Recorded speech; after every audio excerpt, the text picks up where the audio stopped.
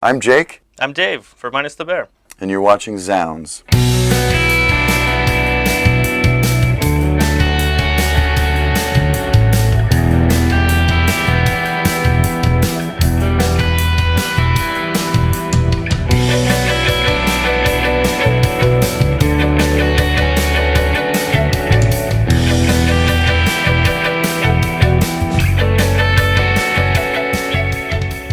I mean, I've been playing PRS basically since the start of the band.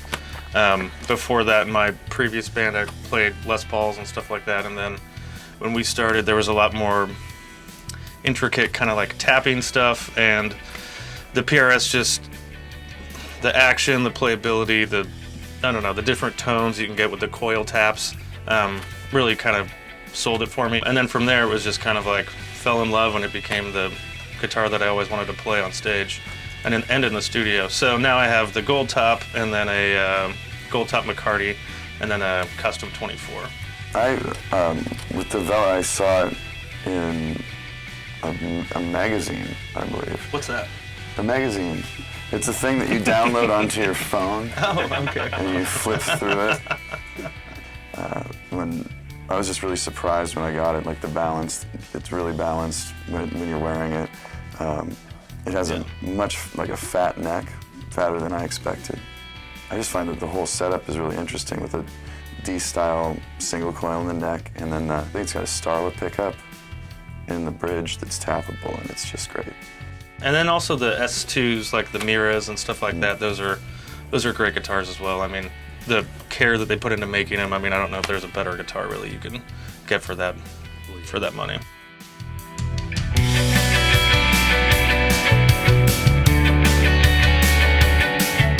Well, I mean, for the longest time, I mean, it's kind of ridiculous. I have 4 DL4s on my board, and this one's exclusively delay.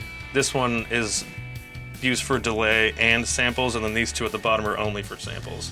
Because sometimes, like, when we're playing, like, drilling, I'll have to have 2 samples down here, but then one of the next songs in the set, I'll have a sample up here so that I don't have to stop between, so I'll have 3 samples from 2 different songs ready to go at any one time. Especially on this tour, playing Menos el Oso, I mean, a lot of those songs were written with the DL4 in terms of sampling. So I think if you go through the 11 songs on the record, there's probably 6 or 7 that have some sort of sample in them, whether sometimes it's 2 different samples and sometimes it's just 1.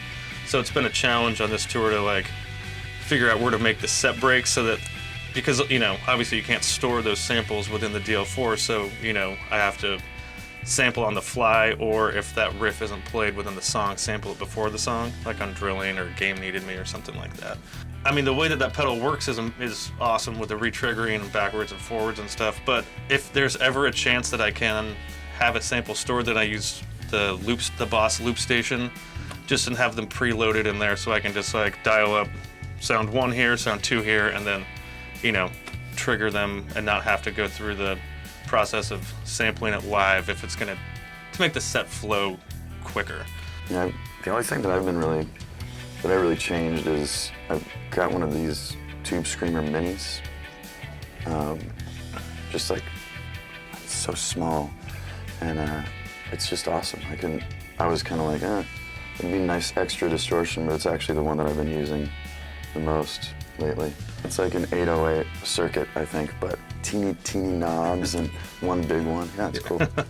In the studio, there's like a never-ending supply of options usually, and I try to just keep it as simple as possible on stage. And even like, if there's a sound that is the inspiration in the studio, sometimes it's just not worth it to me. So I'm like, maybe I'll just do a phaser instead, you know?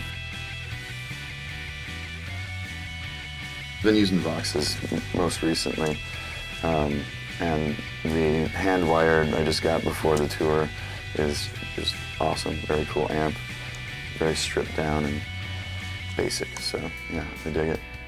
I love my Fender Twin.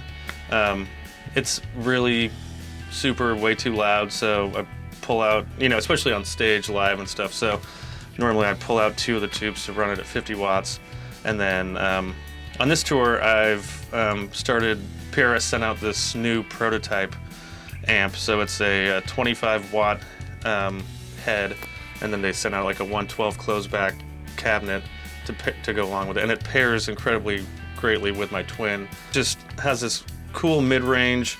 The presence is awesome.